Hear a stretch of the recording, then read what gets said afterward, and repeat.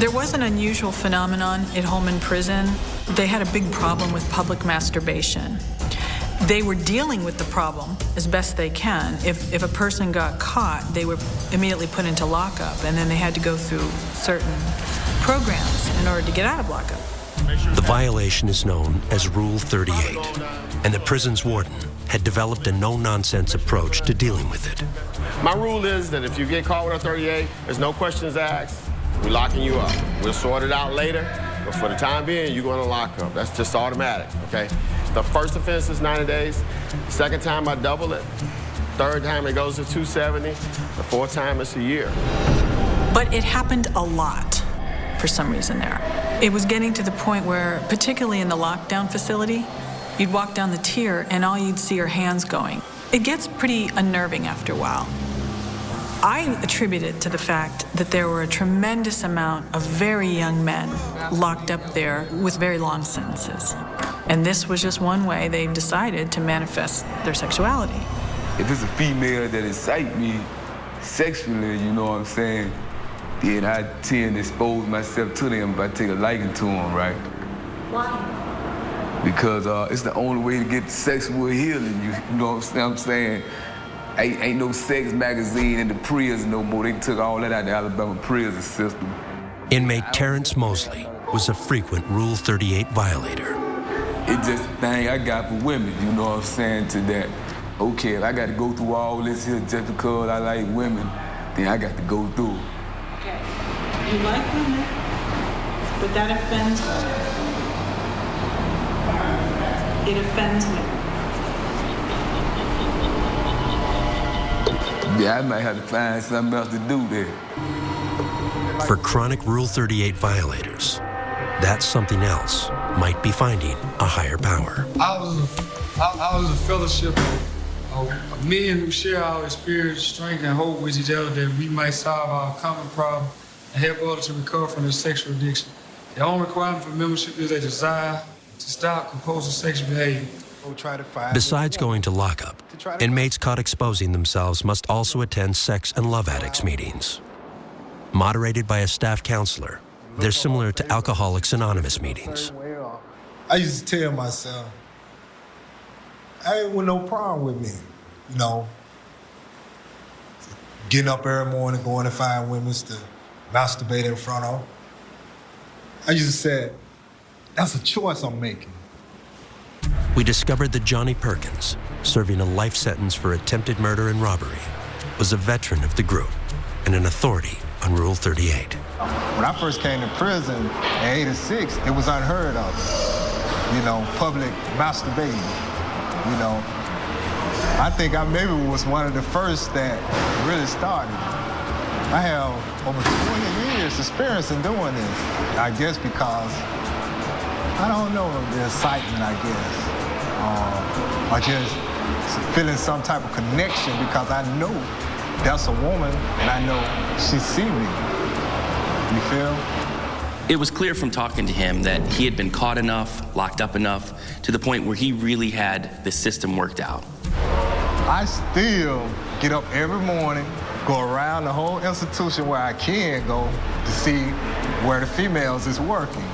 If a female is working in a particular spot where I feel like I can masturbate in her presence and get away with it because that's part of it, getting away, not going to lockup for it. Though we had covered the sex and love addicts group, interviewed both staff and inmates about Rule 38, and had been exposed to numerous examples of the violation, we weren't quite done with it.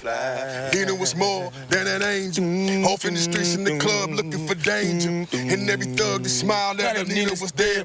Lap dances and taking chances without a care. When we heard Anthony Patterson and Eric Blanding rehearsing on the yard, we had no idea we'd soon be in the middle of another Rule 38 drama. You know what I'm saying? This is going to be a masterpiece. And I think I want the world to hear, you know what I'm saying, to see that you got some gifted guys in here that still care. I got a sensitive side. Don't think my demeanor, this patch, this not me, you know what I'm saying? I mean, I might look like, damn, he a thug motherfucker, but I'm a good guy. We were wrapping up for the day. You know, he shook my hand. I said goodbye. I turned my back on him and started talking to another inmate. Pretty soon after that, an officer came running by us saying, that guy Anthony you were just talking to is going into lockup. We grabbed our camera, ran with the officer trying to find out what was going on. We found out that Anthony was observed publicly masturbating behind me, from what I understand. They're taking him to lockup, and as they're stripping him out, they find that he's holding a joint, a marijuana cigarette. So now everything's compounded. Now he's going to be in more trouble. What happened? Dude, somehow weed in my pocket. He found a joint in my pocket, right? And he said I was masturbating on you. Did you ever see me masturbate on you? Oh, I didn't say anything. He's telling me, did you see me do anything? Did you see me do anything? Honestly, I didn't. The officer witnessed it, and he made that very clear. He said, I saw you masturbating. It doesn't matter if she sees you or not, but I saw you. You're going to lockup. Well, we put it all away.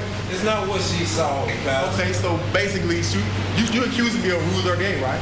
He kept denying up and down that he had done anything, but the officer saw what he saw. So he locked me up and got him for for having your penis out indecently exposed, using it for something other than urinating.